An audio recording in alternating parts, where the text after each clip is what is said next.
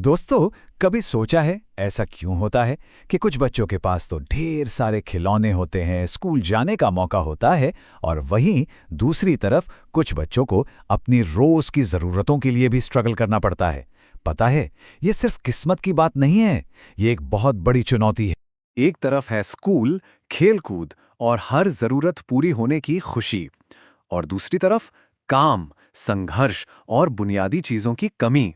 जिंदगी के इन दो अलग-अलग छोरों के बीच जो ये गहरा सा अंतर है ना, इसी चैलेंज को, इसी समस्या को हम कहते हैं गरीबी। तो चलिए शुरू करते हैं सेक्शन 1 से। यहां हम समझेंगे कि गरीबी सिर्फ पैसों से कहीं बढ़कर है। आखिर इसका असली मतलब है क्या? तो आखिर गरीबी है क्या? देखिए, ये एक ऐसी सिचुएशन है जहां कोई इंसान अपनी बेसिक नीड्स यानी बुनियादी ज़रूरतें जैसे ठीक से खाना, कपड़े, रहने के लिए घर, पढ़ाई और हेल्थ सर्विसेज ये सब पूरी नहीं कर पाता। और याद रखिए, ये सिर्फ खाली जेब की बात नहीं है, बल्कि मौकों और सम्मान की कमी की भी कहानी है। इसको ना एक सिंपल से ट्रिक से याद रखा जा सकता है। सोचिए, गरीबी बराबर है income plus needs plus respect.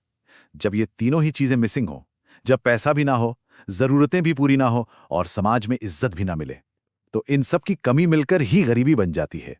Okay, अब आगे बढ़ते हैं। Section 2, the official poverty line, यानी सरकार इसे नापती कैसे है।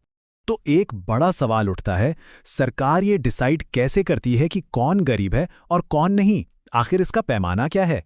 इसके लिए सरकार एक मिनिमम इनकम लेवल सेट करती है, मतलब एक ऐसी रकम जो बेसिक नीड्स को पूरा करने के लिए जरूरी मानी जाती है। और इसी एक, कह सकते हैं, काल्पनिक लाइन को पॉवर्टी लाइन या गरीबी रेखा कहते हैं। और हाँ, जिन लोगों की इनकम इस तय की हुई लाइन से भी कम होती है, उन्हें बीपीएल यानी कि बिलो पॉवर्टी लाइन माना जाता है। और इसकी पहचान इसलिए जरूरी है ताकि उन तक सरकारी मदद सही से पहुंच सके। चलिए, अब देखते हैं सेक्शन 3, इंडिया में गरीबी के पीछे आखिर कारण क्या है, ये समस्या है ही क्यों? आखिर वो मेन रीजंस क्या हैं जिनके वजह से गरीबी इंडिया में इतना बड़ा चैलेंज बनी हुई है? आइए जानते हैं। इसके ना कई बड़े कारण हैं। सबसे पहला तो है बेरोजगारी। साफ सी बात है, जब नौकरी ही नहीं होगी तो इनकम कहां से आएगी? फिर है खेती-बाड़ी में कम प्रोडक्टिविटी। हमारी बहुत सारी आबादी खेती पर निर्भर है, लेकिन उपज उतनी नहीं है। इसके बाद आती है तेजी से बढ़ती पॉपुलेशन, जिससे सबके लिए रिसोर्सेज कम पड़ जाते हैं। इलिटरेसी यानी अनपढ़ता लोगों को अच्छे मौकों से दूर रखती है। और आखिर में इनकम का अनइक्वल डिस्ट्रीब्यूशन, मतलब अमीर और गरीब के बीच का फासला बढ़ता ही जा रहा है।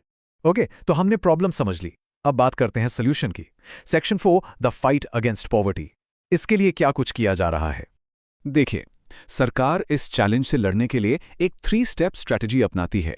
पहला, लोगों के लिए जॉब्स क्रिएट करना, जैसे एम्प्लॉयमेंट प्रोग्राम्स के जरिए। दूसरा है फूड सिक्योरिटी, मतलब ये पक्का करना कि कोई भी भूखा ना सोए, इसके लिए फूड सिक्योरिटी स्कीम्स हैं। और तीसरा है लोगों को आत्मनिर्भर बनाना, यानी सेल्फ एम्प्लॉयमेंट स्कीम्स से उन्हें अपने पैरों पर खड़ा करना। और अब सबसे इंपॉर्टेंट हिस्सा, सेक्शन 5, हमारी भूमिका आने वाले कल में। आगे का रास्ता क्या है? तो गरीबी को जड़ से खत्म करने का रास्ता क्या है?